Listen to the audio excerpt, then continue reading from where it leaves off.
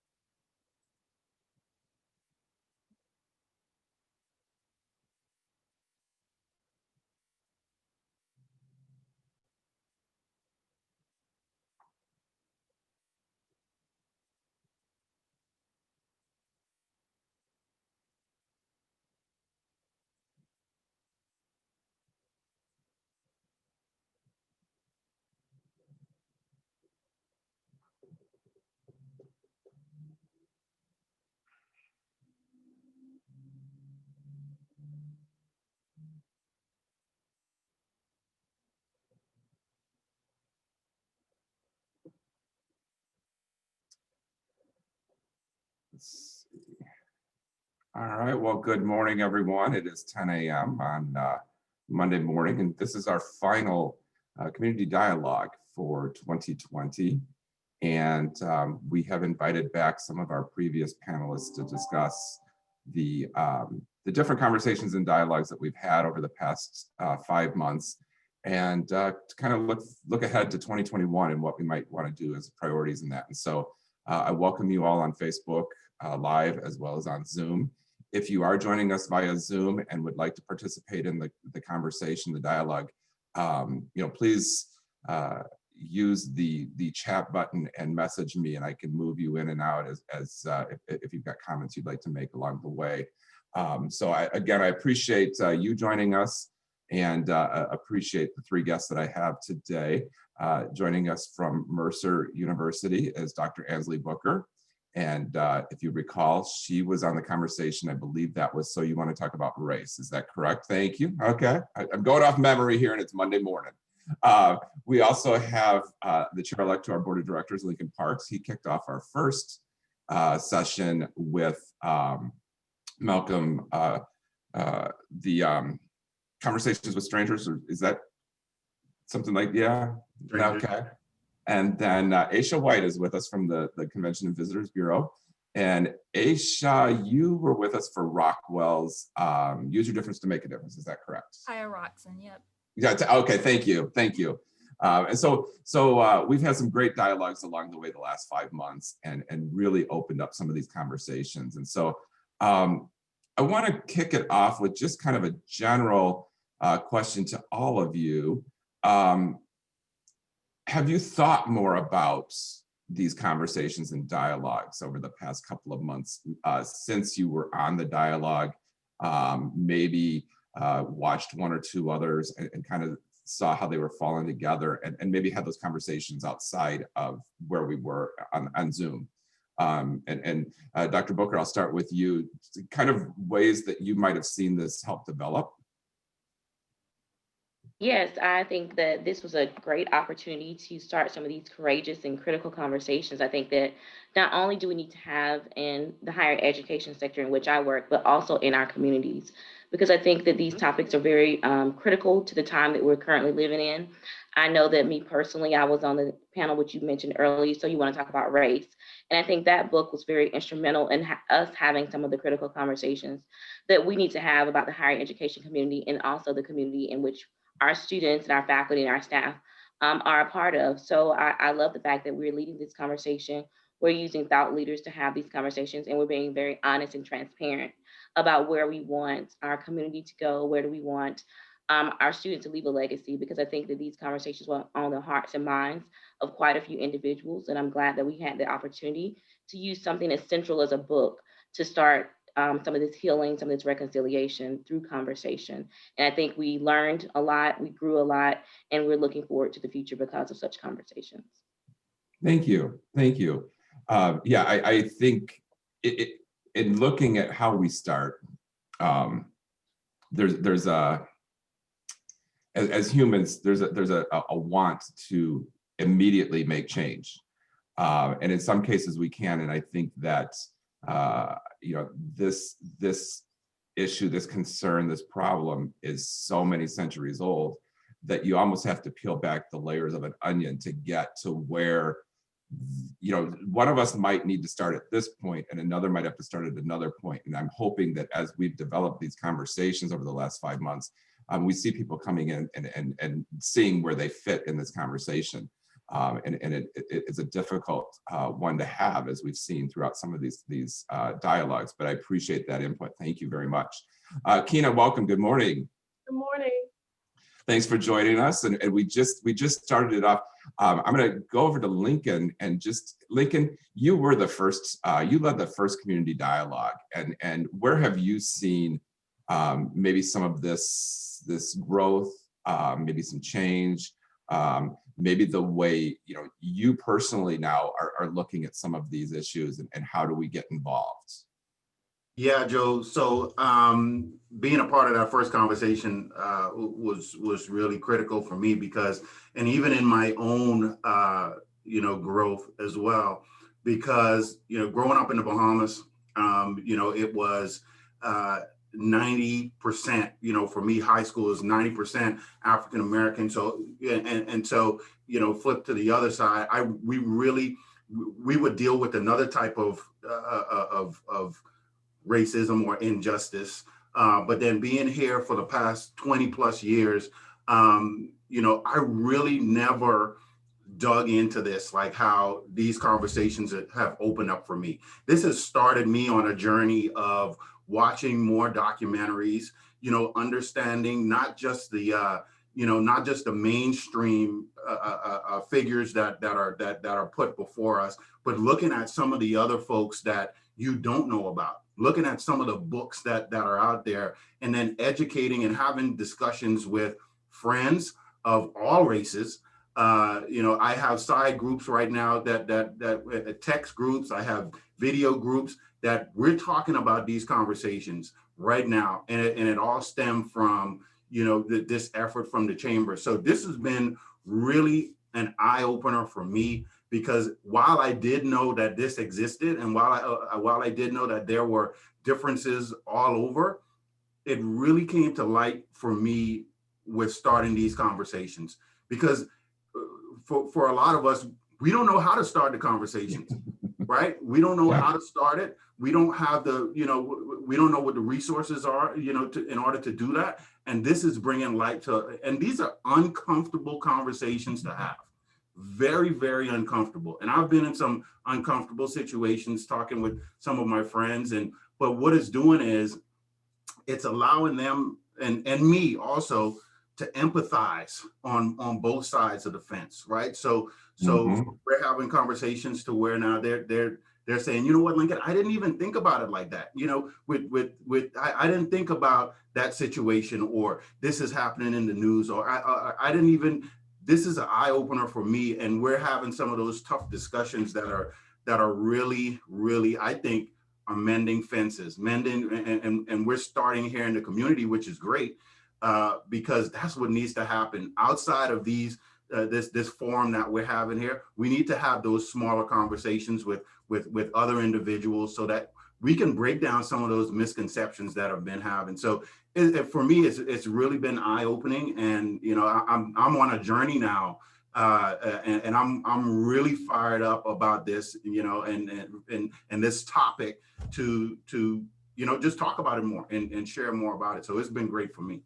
That's great. I appreciate that. Yes, I think two of those key takeaways is the conversations are difficult, but they have to be. If they're not difficult, then we're really not moving a needle anywhere. And I think the second is we have to start somewhere. And even if we are uncomfortable with those conversations, we have to pick a point and get there. I think, you know, part of what I realized through the last 6 months or so, I understood that, you know, I knew that there was racism and there was social injustice, and I knew this existed.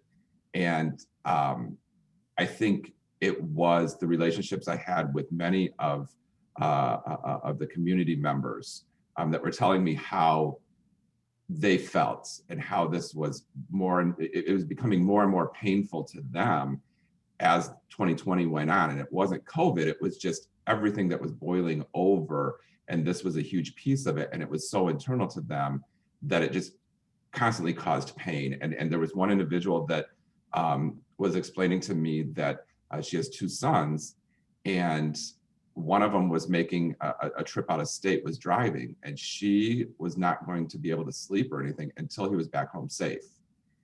And that is, you know, that is something I had never thought of. I'd never heard of that. I'd never realized that. And so these are the things that when I hear them, it further reinforces that something has to be done. We need to have these conversations, and we need to move needles, and we need to figure out how we can slowly, you know, chop away at it so that we can get to the point where we've healed something, but we fixed it too.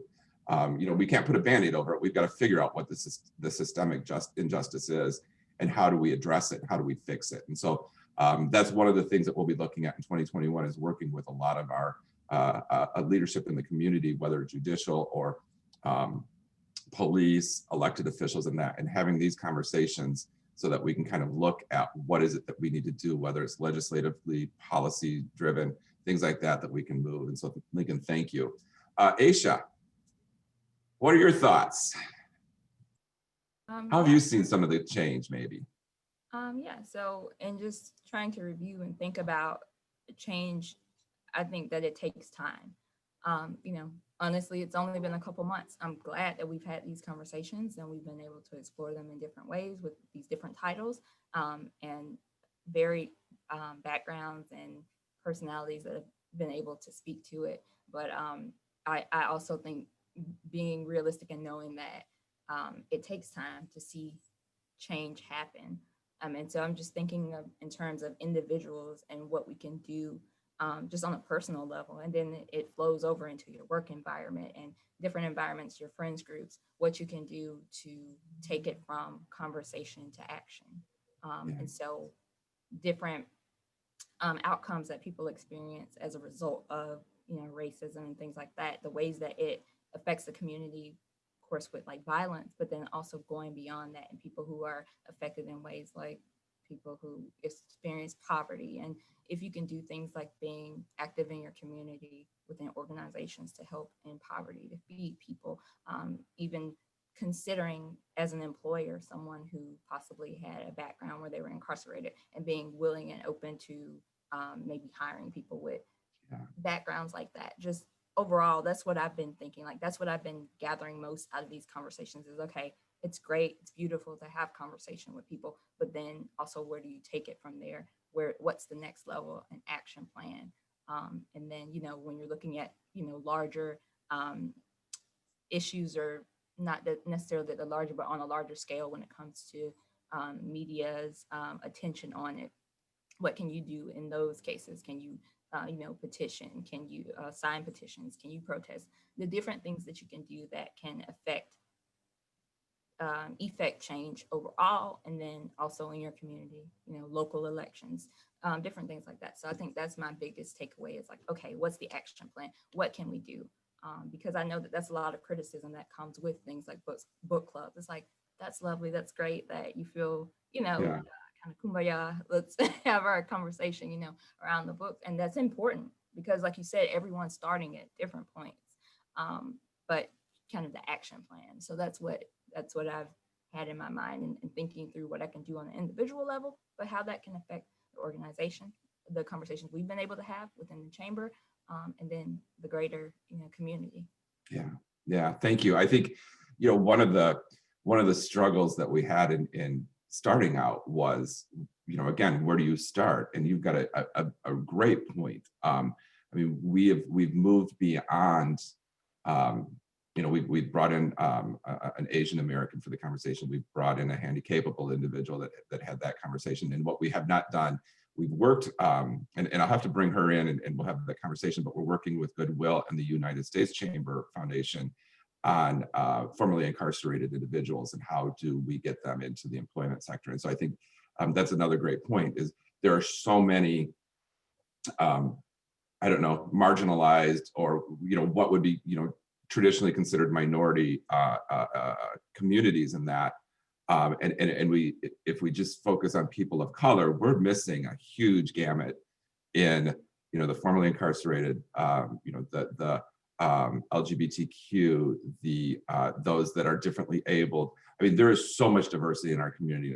It's one of the wonderful things. And so I think as we look at 2021, looking at some of those conversations that we have, whether around books or just in general, we're definitely going to have to make sure that we keep that balanced. And I think that, while we did some great conversations this year and great panelists, I think that we do need to start looking at how do we expand this bubble that we start incorporating everybody and, all of the different groups into the conversation.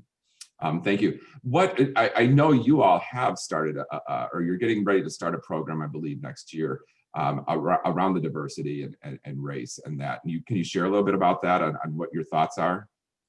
Yeah, sure. So I am the digital content manager for the Convention and Visitors Bureau. So we market Henry County to tourists.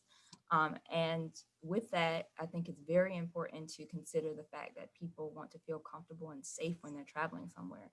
And in the last couple months, just tuning in to other conversations around race and things like that. Even there's a podcast I was listening to where someone drives the Green Book. I know that some people's introduction to the Green Book is through this movie that came out a couple years ago, but it's actually based upon this motorist guide. And the fact that there was a need for African Americans to have a guide to show them what places were safe to travel to. Like, if you think about that, like that's crazy to consider. And there's plenty of people that you didn't know, or like that's not even your realm of like reality, that you would have to have rely on a book to show you what places were safe. But whether it was segregation or fear of if you'd be pulled over and your life would be in danger, people needed that. And so if you lift that and put it in context of 2020 and travel, like that's still a lot of people are affected by that, years later. And they're, if someone's new to Henry County and there are areas that look rural to them, then they may feel uncomfortable or unsafe. And we want people to feel safe when we're here. And then not just the land itself, but their interactions with people. And so what we wanted to do was put in place this educational program where we are educating our different partners, our tourism partners, so these business owners, whether it's people who own restaurants or attractions throughout the county, and saying, hey, let's look at how people travel. If they feel safe, what are their perceptions of the county? And then also, do they feel, is it accessible? When we're going a larger conversation than just race, should we have a guide as to how to travel to this place, things like that. And so educating our our tourism partners on these different areas of DEI and putting that in place and allowing them to go through this program and allowing it to be kind of quiz based so that we know that they're engaged with it. And then also we have plans for community dialogues to happen following that also, so that the conversation continues going and they have access to resources that teach them within their own businesses and their workforce, so they can have those conversations with their employees, but then on a larger scale, so that when someone walks through their doors and there's someone from a different religion, someone, their attire may be something that they're not used to, or their language, whatever it is, that they can treat them well and make the person feel as though they're welcome here in Henry County, they're safe here in Henry County, and that they're understood in some sort of level, like there's level of empathy. But we want to be able to educate our partners in that way. And so that's what we've been working towards, and just doing our research and lining that up so that we can have that ready for 2021. That's wonderful. I think, that hats off to you and the team over there that are putting this together and your different resources. And I think that's just one of the many things that the community will see roll out of the Chamber's offices in 2021 as we look at addressing some of these. That it might seem trivial or inconsequential to some, but these are the programs then that have people talking and understanding and accepting and moving that welcome. And tourism is a key industry within Henry County. And if we don't pay attention to it, we're going to see some significant impact. So great. Yes, ma'am. Just going to add something to that, what Aisha was speaking of. I reside here in Macon-Bibb County, and one of the things that we are doing in the past couple of weeks and upcoming weeks is that this previous week we had the On the Table Macon discussions, and we also included On the Table Central Georgia.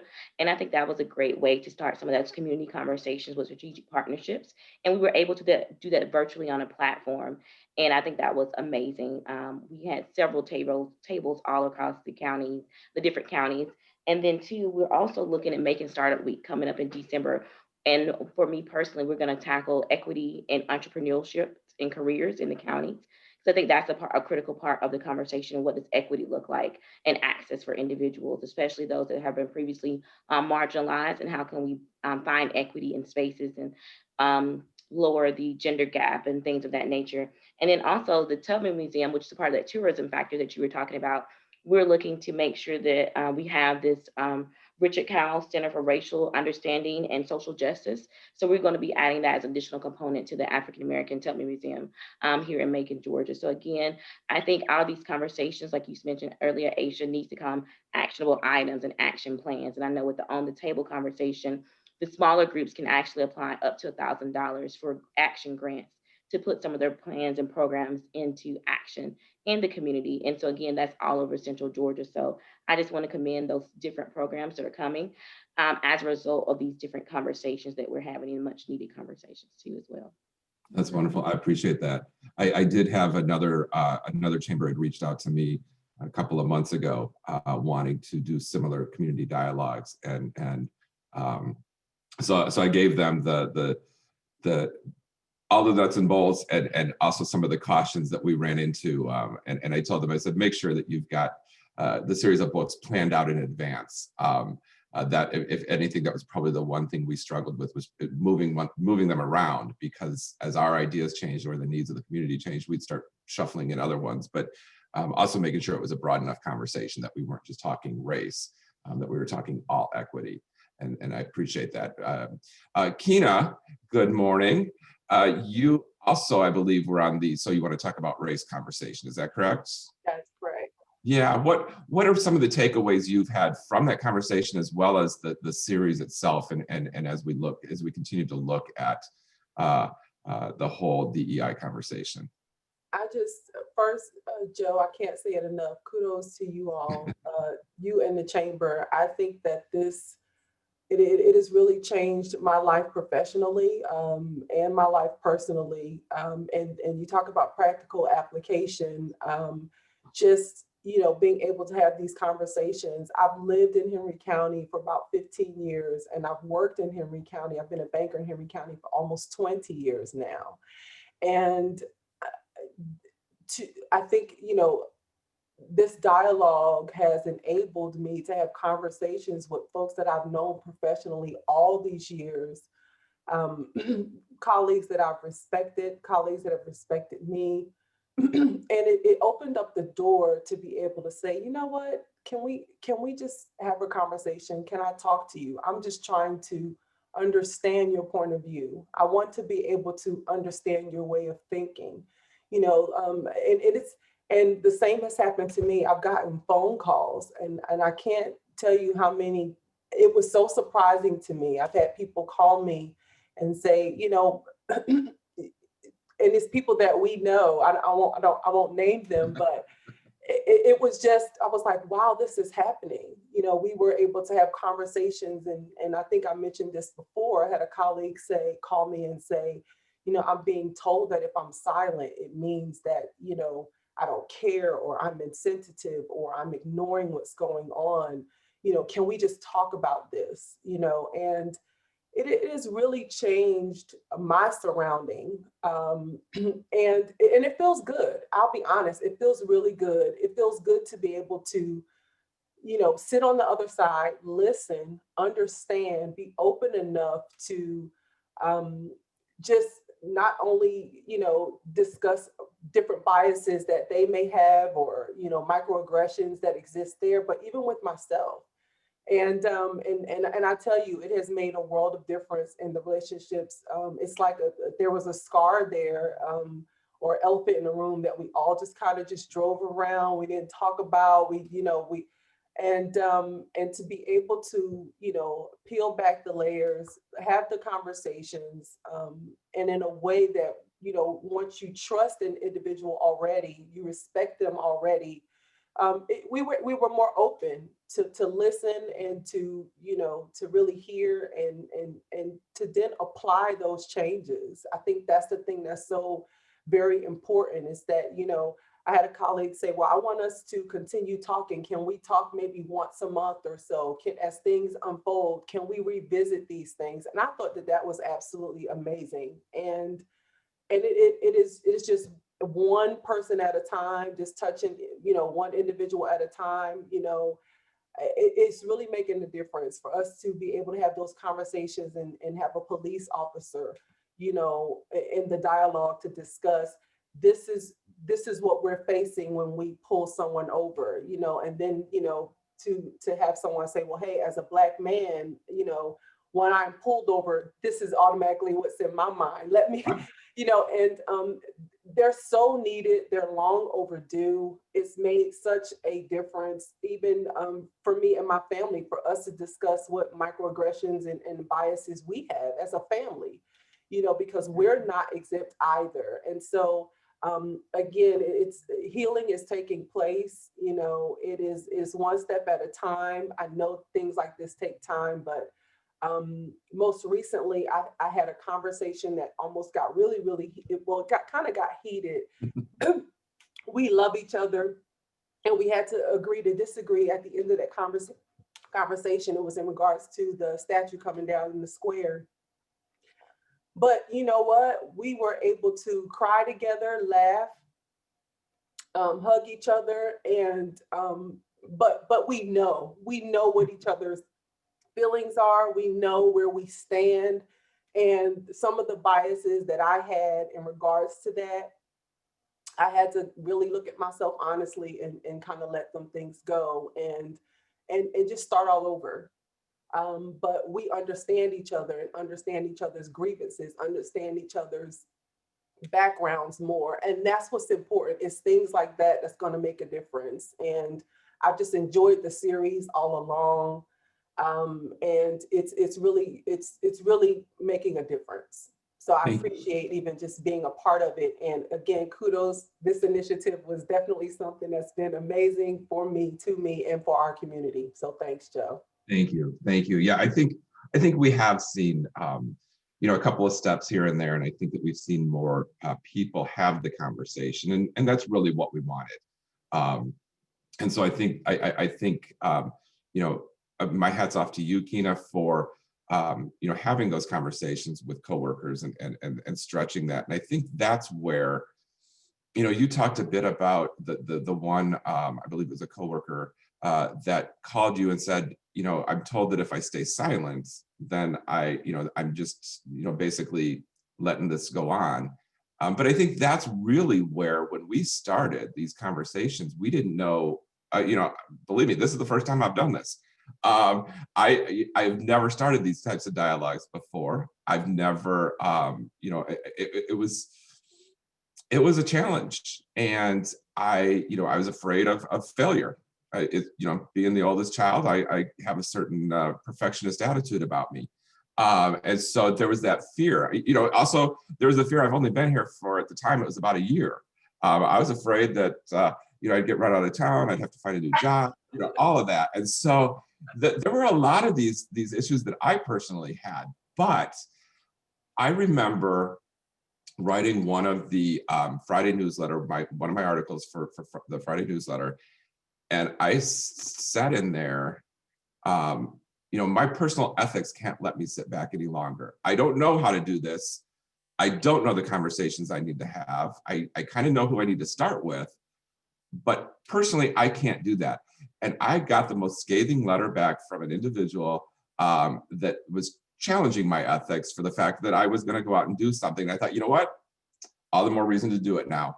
One of the sayings in the chamber industry is, if you're not upsetting somebody, you're not doing your job. So I figured I was doing my job. So that I think is the challenge that we find with, no matter how we're talking, no matter how we dice up that onion and look at the DEI initiatives, whether we're talking race or we're talking gender identity, or we're talking ability and different ability. There's so many areas that we can address this. And I think that one of the things that I love, and Ansley, I think you were the one, maybe we talked about it. It might've been on that call, or it might've been when we were talking with Chair Wood, but we were talking about intersectionality. And I can't wait to have that conversation next year in the dialogues, because I think that is so key. Because we can sit there and look at who we are, but there are areas that we are connected. And if we can't get to that point, then we have more serious issues to deal with. But all it is looking at where we intersect and having conversations that then go beyond that. And how do we address those areas that we are connected? You have done a significant amount of work in that intersectionality and in your diversity initiatives and that. Can you share us a little bit more on how we can address that as a community, whether it's the community of Henry County, or it's my work community, or it's my industry community associations? How are some of the things that we might be able to look at this intersectionality and get to the point where we can have these conversations? Sorry, I'll mute it. The thing of 2020, unmute yourself. I think it's a great starting point for intersectionality, looking at Kimberly Crenshaw's work and how does that as a framework to how to have these conversations. I know one of the things that we've done with our students, faculty, and staff is we actually help them to identify their intersections. And we have these conversations about not letting our differences define us, and also not letting our differences divide us. And I think that's very important what Keenan's saying, because I think it's also important that we understand that if change is going to happen, it's more or less going to be incremental change, and it's going to take a collective input and a collective buy-in. So I, as someone that may be marginalized in my society or my community or in my workplace, can't always lead to change, right? We talk sometimes even about how that is even more difficult for us to have to shoulder that burden as well, because again, you have to relive some of that trauma, some of that pain and that experience. But again, I do think that if we're going to focus on accountability and allyship, that again, we have to have a diverse group of people at the table and understand that we all have different forms of intersectionality in our identities. And like you said, Joseph, where do those things intersect, right? So I have something simple like identity pie that we do with our faculty, staff, and students. And you actually label, like, if you're cisgender, what is your religion? What is your sexual orientation? What is your race? What is your ethnicity, your nationality? And what we find is that when we have these conversations, as simple conversations as actually explaining our intersectionality to each other, that we're able to understand. And then we say, okay, great. Now, so what about your intersectionality is the most thing that troubles you or find you have concern, right? Or that you feel people use to oppress you in the community, or you feel people tend to use this to marginalize you. And then, okay, so as a person that may not have that same intersection or may not have been oppressed or marginalized, how then can I help to amplify your voice? How can I then use my privilege to move this conversation forward? So someplace as equity in the gender pay gap, right? That affects my gender, it may affect even my race, and being able to have in our community be an entrepreneur, maybe start a small business, right? So then if we have collective buy-in for someone who has had a long-standing opportunity as a bank owner or someone on the county commissioners, et cetera.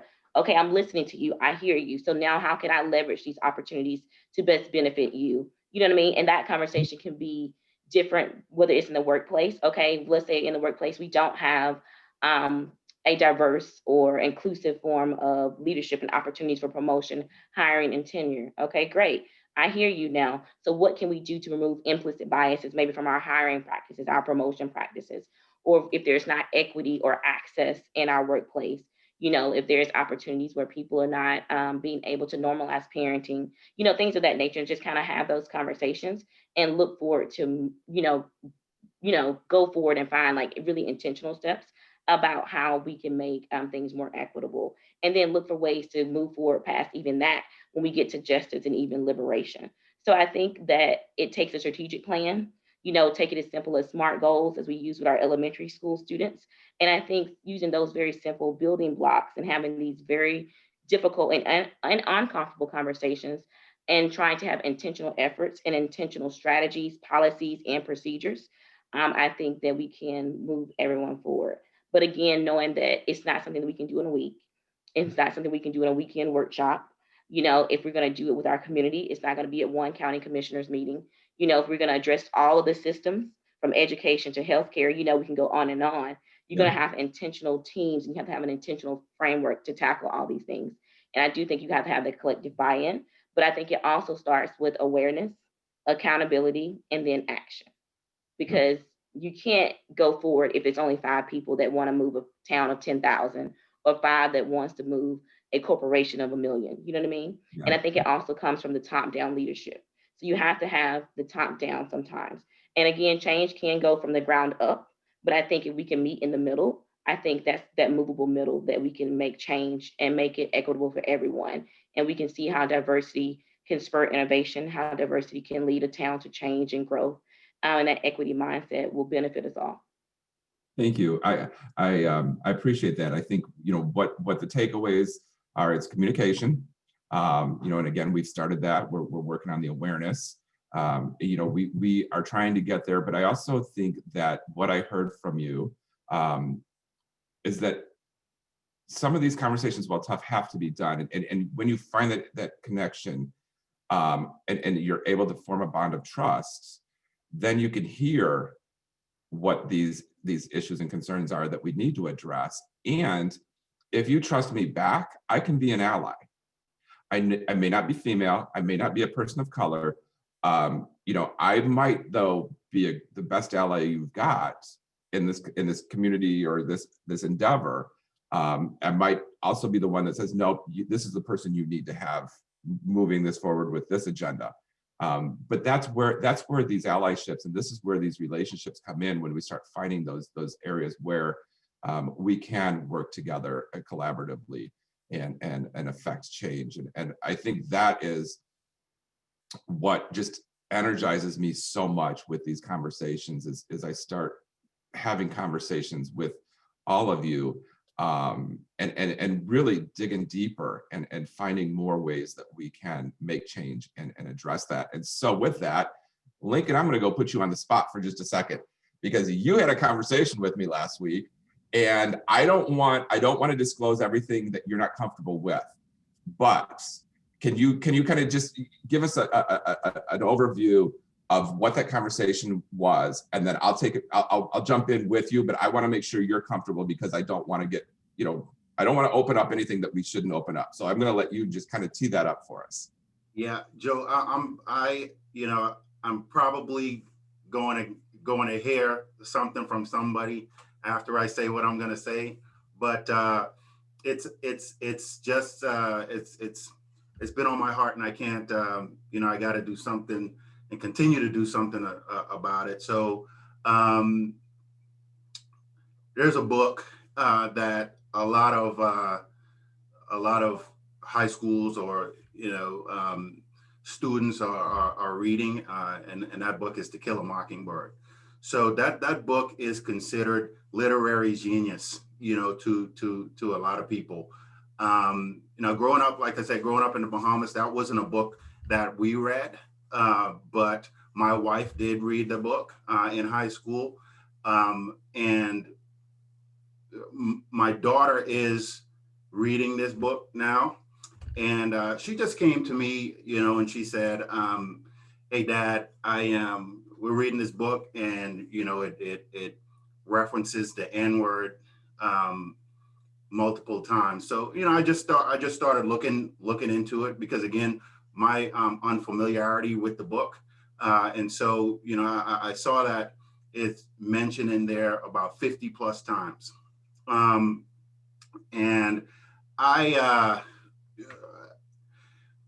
looking at, she's 14 years old. I'm not saying that she hadn't heard these words before, she's heard them before, but the context of the book and where it really hurt me as a parent, because for her to come to me and express that, I was glad that she was, that she felt some sort of way, about talking about the book, and I got really, really upset. I'm just gonna say I got really upset that that she was reading the book. Now I understand, after doing my research, I understand what the premise of the book was, and what it really, what it's trying to bring to light. I really understand that, but I was very uncomfortable with the language, and it just disturbed me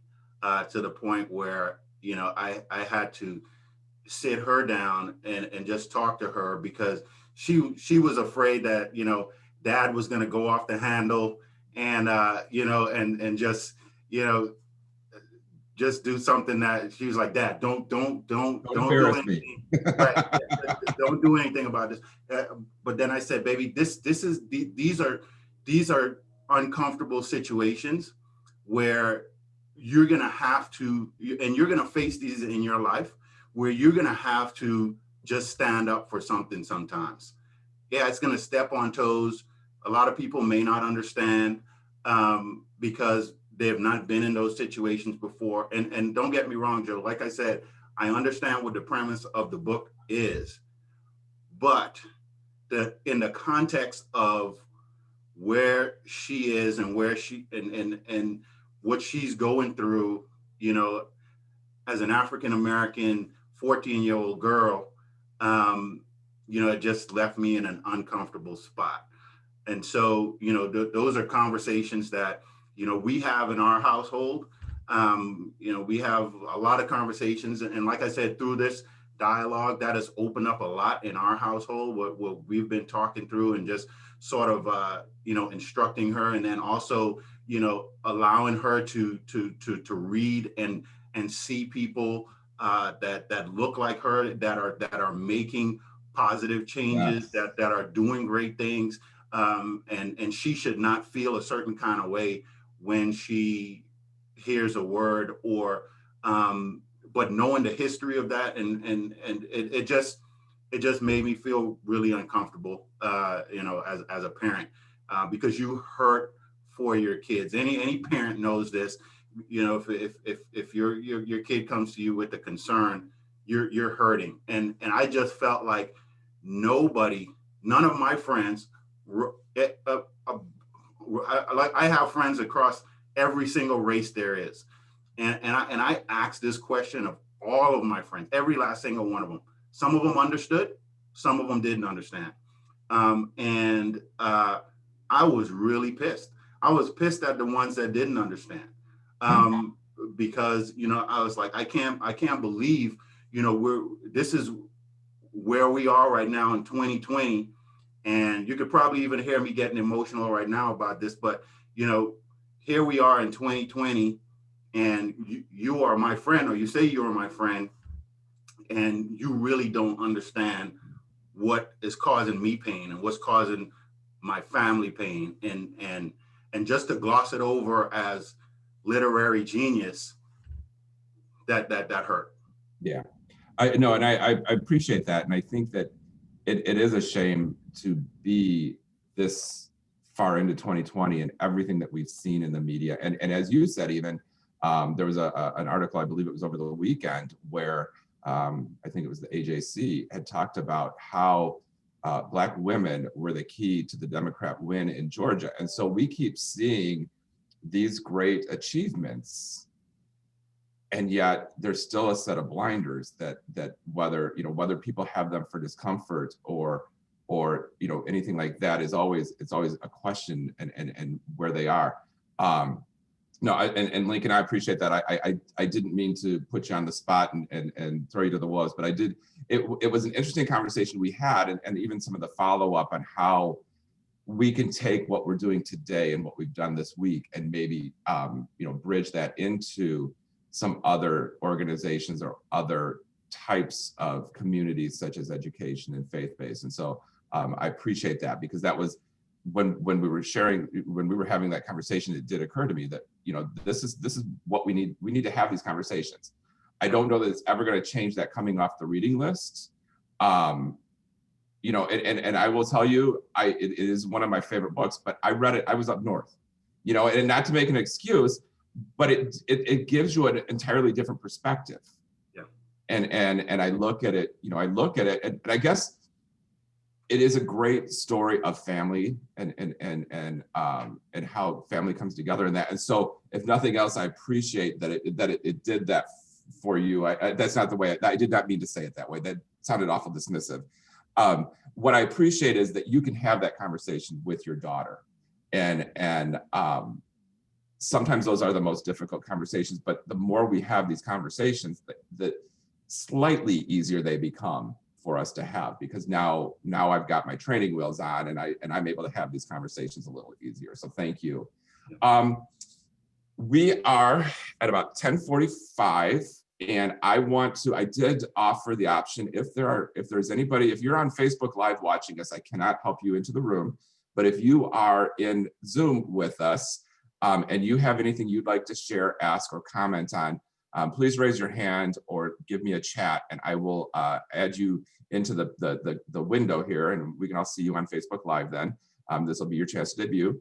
And but as we come up to the end of the hour, I want to offer any of you on the call with me or on the Zoom with me today, if there's anything I did not cover that you want to share, anything that your takeaways maybe from where we've been, and if you have suggestions or recommendations, I don't care if it's get Joe off this panel and get somebody better looking on here, or if it's a book, please, I want it.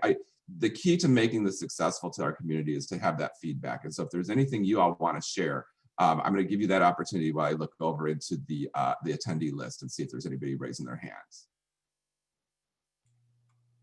I say, Joe, just across the board, just having it open, for continued discussion. That I know Aisha is doing some great things there, and I'm excited to see what that's going to look like. Dr. Booker's doing some phenomenal things, and that is going to continue to grow. I know Keena and I have discussions and we talk about some things that we're looking for, and I think just making sure, and it was one word that went back that Keena said, and it was just respect. That word has really stood out for me, because when no matter your differences, no matter what that looks like, just having that mutual respect for each other, and knowing that you care about somebody, you can agree to disagree, and still hug it out afterward, and still and it all be fine, and it'd be good. I just think we need to continue down that path of mutual respect and just basic human decency for the other person across the street, you know, and who we interact with every day. And then it's going to be up to, you know, us as individuals. It's going to be up to, you know, the business sector. It's going to be up to, you know, the political. It's going to be up to individuals. Not as a whole, it's a big body, but us as individuals, making sure that we continue these conversations and then having that mutual respect, because that goes a long way. And I think that's where a lot of this change is going to happen, when we start doing that. Yeah, I appreciate that. I thank you. I absolutely agree. I think I have more respect for those individuals that will have that conversation with me, even if in the end, all we can do is hug it out because we're still not going to agree on everything, than for those that are so stuck in their spots that they don't even want to look at an alternative. Right.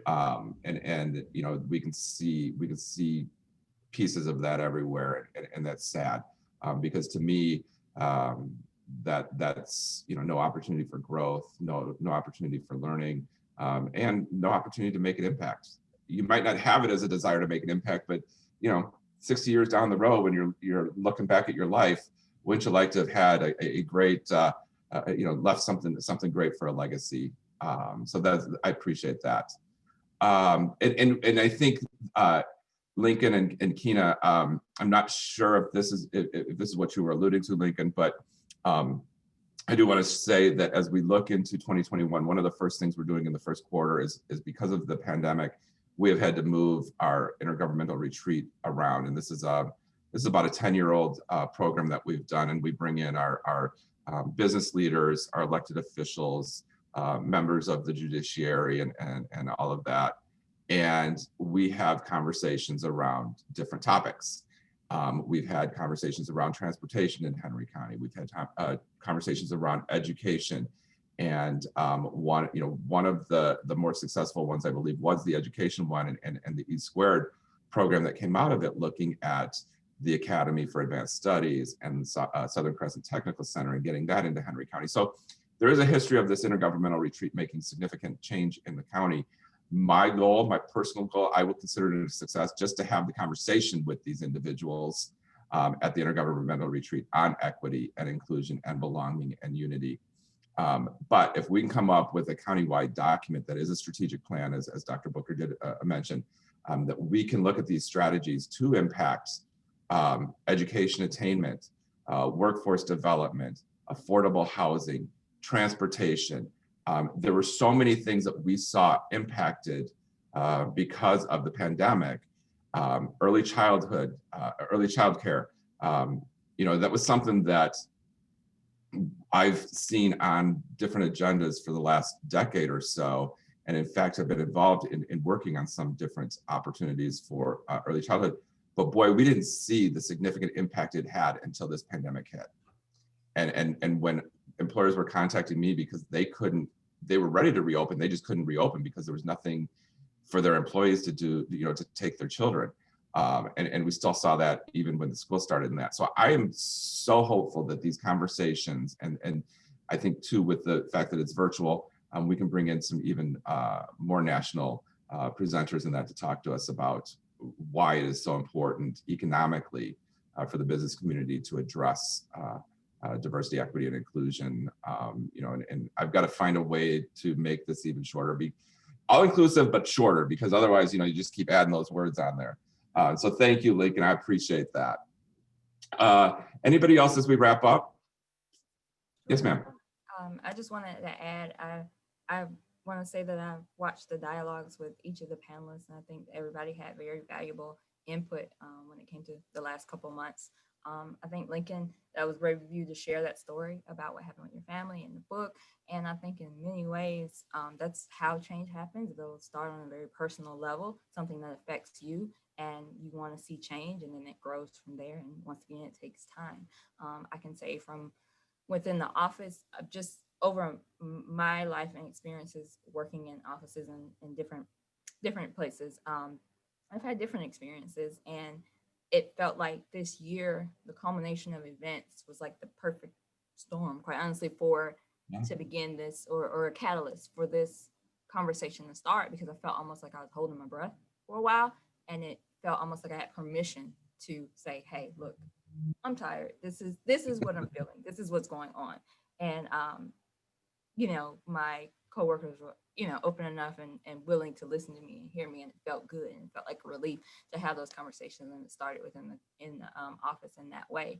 I think it's important to tap into any education that you can to educate yourself. It sounds like great coursework that's happening with Ansley and what you were touching on. I think that sounds amazing, having that source and being able to kind of lay it out for people, because people need that sometimes, visualization and these real world examples. And then Kina, what you were saying also about having the courage to have these conversations with people, and people that you, whether it's someone you work with, someone that you interact with in your circle in some sort of way that doesn't necessarily hold the same views that you do, but having that courage to have that conversation with them.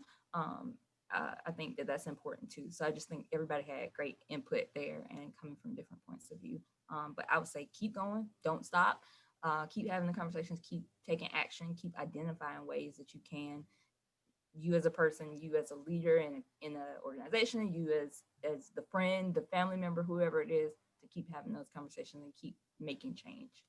Absolutely. Thank you, Aisha. I that is the key. It might not be what you would traditionally consider a successful conversation with someone. You might, as Kina said, you might just hug it out and walk away and agree to disagree, but you can't stop having the conversation. And I think that also helps us with that learning experience as well. I thank you all. I want to thank every single one of the panelists we've had this year. It really, really is a great opportunity to share these thoughts, to have these conversations. I have learned significantly through it. I've learned that I'm not always going to be right in having these conversations or even starting the conversations, but if I don't start the conversation, it's not going to happen.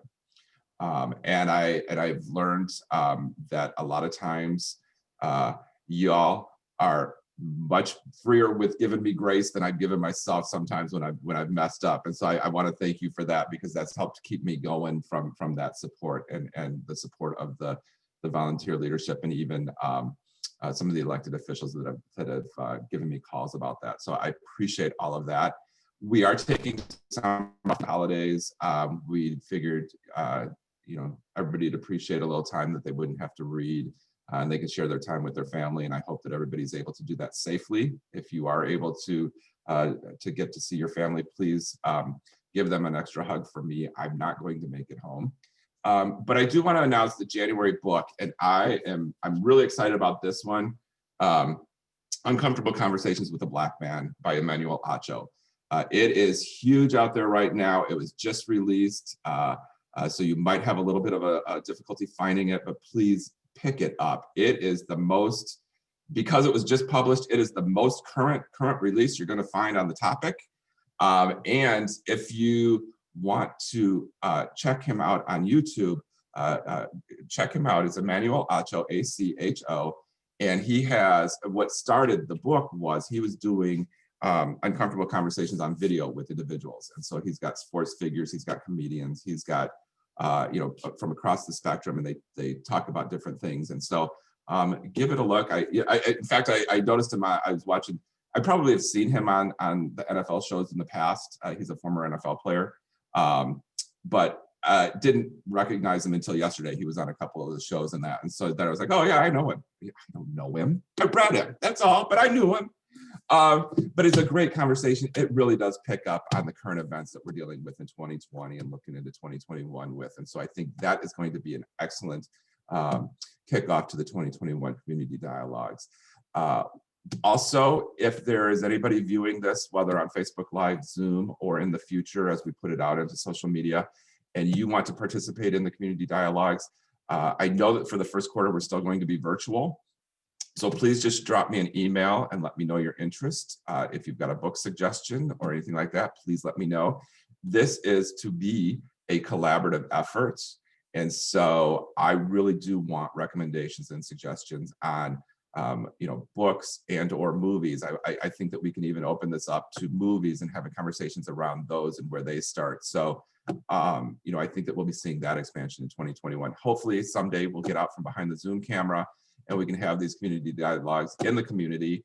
And I think that's where we'll really have a great time with some of these dinner and conversations, and even some viewing parties of some of these movies, so that we can dissect them as soon as we've watched the movie and that. So again, I thank you all. I thank everybody that's joined us this year on this journey. It's been an amazing one. I've appreciated it so much. Any last minute remarks anybody wants to make as we wrap this up? Hey, Joe, Yeah, real quick. okay. Oh, Yes. I'm sorry.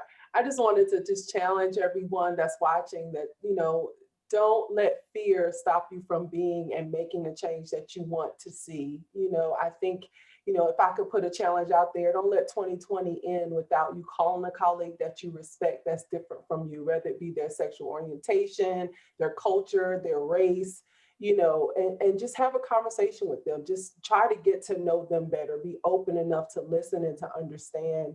And I think it'll make the world a difference. I'm big on, doing something about, what we see as a challenge or a problem, and being part of the solution. So don't let fear stop you from being the change you want to see in the community. It really makes a difference. That's a wonderful thought. Thank you. And Dr. Booker? Yeah, the only thing I was going to say is that I know that at this point, we were talking about, things being of giving thanks and Thanksgiving and going into the religious holiday season and the holiday season for a great number of individuals. But I was just going to challenge everyone to take self-care, just as, really challenge yourself to really invest in self-care and self-reflection and even self-assessment. I know I'm one of those people that likes to look at a self-assessment for myself yearly, quarterly, annually. And I think this will be everyone says the change starts with you. Be the change you want to see, the change when you look in the mirror, what do you see? What do you want to implement? And I think that's very important. I think that Blind Spot book was very, very critical because we all have a level of bias, privilege, and power. And I think we have to make a quick self-assessment to see what do we have that we could use to help move that needle forward for someone else. All while being mindful of self-care. If you need to unplug, unwind, because this year has been very difficult and has been very challenging. And I think it's very important that we are aware of our mental health and that's really important as well. So again, if you could do that quick self-assessment, look into a space, see where you can amplify the voices of others, looking for opportunities and policy procedures that you want to tackle in the new year. I say challenge yourself to, like you said earlier, talk to 2 or 3 colleagues that you want to have these critical conversations with, and look for ways that y'all can move together forward as even a small group. And so I think make sure we're mitigating that bias that we have. That implicit bias test is always a great place to start. And get ready, re-energize, renew, and let's look how we can move toward reconciliation for the new year. Wonderful. Thank you. Thank you. All right. Well, I want to thank you all. Our time is up today, but I know that I will be tapping you into 2021 as I start looking at books and conversations to have. So hopefully you'll still take my calls and emails and texts and that when I reach out to you in the year ahead. So thank you all for joining me this morning. Thank you to everybody on Zoom and Facebook Live for joining us through these conversations. And again, have a great holiday season. Please take care of yourselves, and I'll see you back here in 2021. Thank you. Okay. Happy holidays.